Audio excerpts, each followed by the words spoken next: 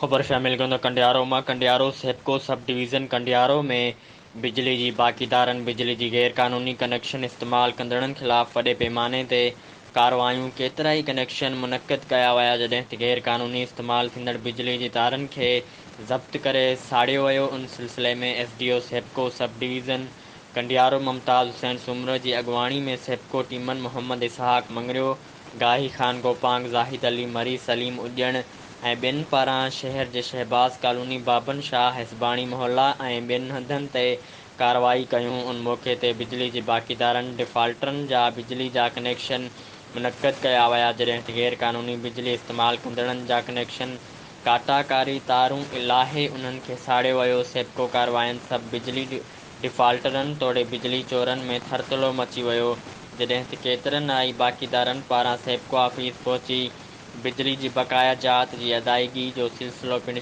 शुरू थी वियो आहे। एसडीओ सेप्को सब डिवीज़न कंदड़ मुमताज़ हुसैन सुमरो चयो त सेप्को जी कारवायुनि जो सिलसिलो जारी रहंदो। हुन चयो त बिजली जी बाक़ीदारनि ऐं डिफ़ाल्टरनि जा कनेक्शन मुनक़िद कया विया आहिनि जिन खे घुर्जे त ऑफ़िस में अची आसान क़िस्तनि ज़रिए पंहिंजी बक़ाया जात जी अदायगी कनि।